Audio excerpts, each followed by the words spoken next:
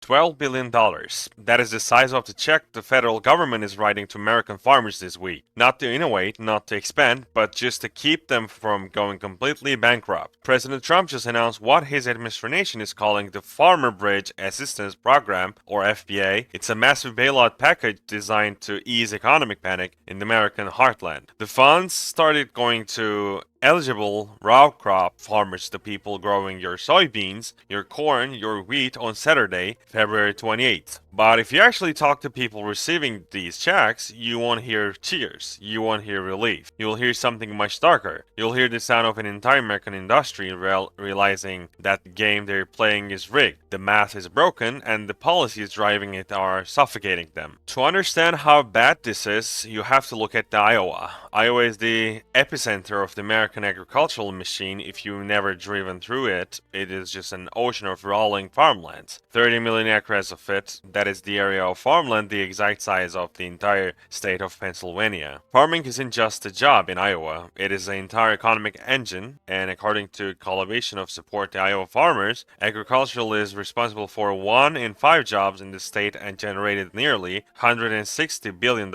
in total sales in 2024. But the romanticized version of the American farmer, the guy who wakes up at dawn, puts in an honest day of backbreaking labor, and reaps the financial rewards of his hard work, is dead. It's gone. The Mirror interviewed an Iowa-based corn and soybean farmer named Andy Helgeson. He's not a rookie. He grew up in a farming family, used to work as an agricultural loan officer at a bank, so he knows the numbers better than anyone. And he's been running his own 150,000 acre farm since 2010. Here's what Andy said about the state of American agriculture today. Quote, "I was always under the impression the harder you work, the more money you made. And so, if you were working hard and working a lot, you were doing fine. But today, that's not the case." He added 5 words that should chill the bones of every agricultural policymaker in Washington. It's not just fun anymore. Why isn't it fun? Because farming is no longer about how well you can grow a crop, it's about whether you can survive a financial vice grip. Farmers are being squeezed from 2 sides simultaneously, plummeting crop prices on one end and exorbitantly priced input cost on the other. And as Helgeson points out, because the margins are so razor thin, there's zero room to make a mistake. One bad weather event, one shift in trade policy, and your multi-generational farm is gone. Let me do a math with you, because when you actually look at the ledger of an American corn farmer right now, it is terrifying. Let's talk about the input cost. Everything a farmer needs to actually grow a food machinery, labor, and most importantly, fertilizer. Helgeson said that if you took a snapshot of when he started farming compared to today, everything is exactly the same, except his expenses have essentially doubled. And the biggest culprit, nitrogen fertilizer. According to USDA Economic Research Service, since 2020, fertilizer has made up between 33 to 44% and the operating cost for corn. In Iowa alone, fertilizer is the 4th most expensive production cost, hitting nearly $3 billion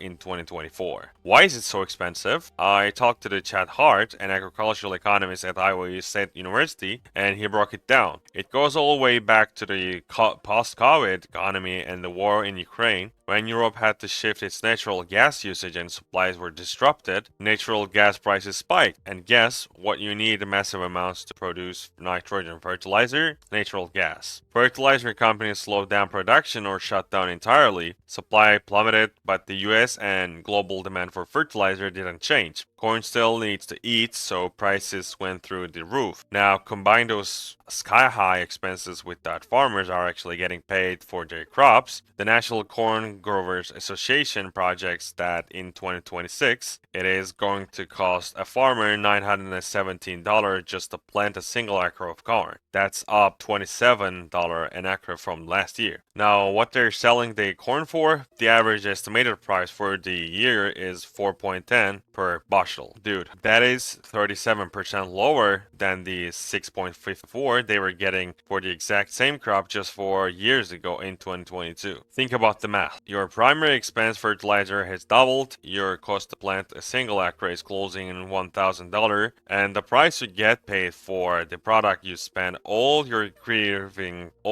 growing has dropped by nearly 40%. You don't need to be a former bank loan officer like Andy Helgeson to know that this equation ends in bankruptcy. So the baseline economics are already a disaster, but instead of the government stepping in to stabilize markets or open up a new trade avenues, what has Washington been doing? They've been throwing gasoline on the fire. We've talked to President Trump's continuously shifting tariff policies and the trade war, because while the global fertilizer crisis isn't entirely his fault, the destruction of the export market rests squarely on his shoulder. The Trump administration calls this new $12 billion Farm and Bridge Assistance Program a way to help farmers hit by unfair market disruption. Let's translate that political spin into plain English. Unfair market disruption means foreign countries retaliating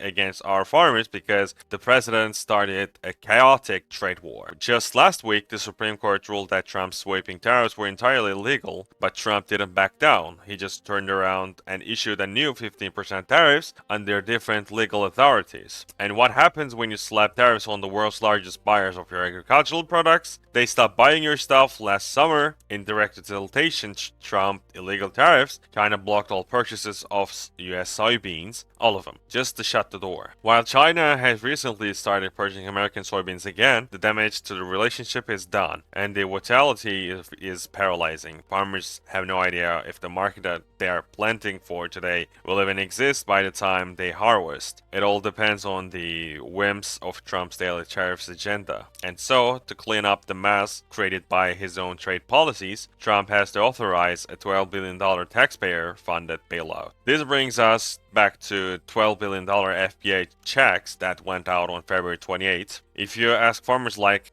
Andy Helgeson, they will tell you that they're talking the money. They have to. Helgeson said it will be much appreciated and that it can't come soon enough. He plans to reinvest immediately, just keep the farm operational. But nobody, not the farmers, not the economists, not the markets, thinks this is a real solution. Listen to the Dr. Chad Hart, the Iowa State economist, explain exactly what these bailouts actually do. It's a bridge to nowhere. A $12 billion injection of taxpayer cash will help farmers pay the bank this year. It will keep the lights on for the next harvest, but it does absolutely zero to fix the actual problem.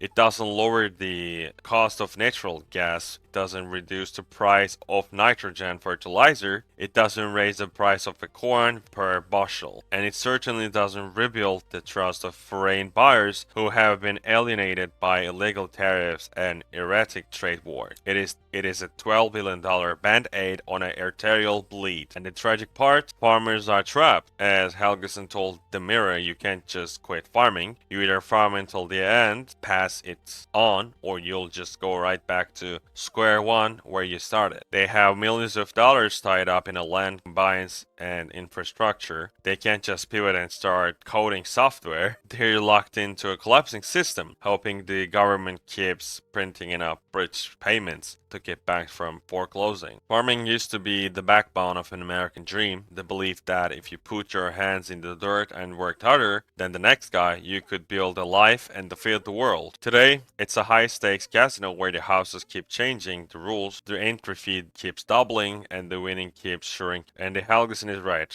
I mean, it's not fun anymore. It's a tragedy. And the $12 billion check isn't going to buy American farmer a happy ending. If you found the video informative, I'd be really appreciated if you can just sub to my channel, comment down below, and like the video. Thank you so much.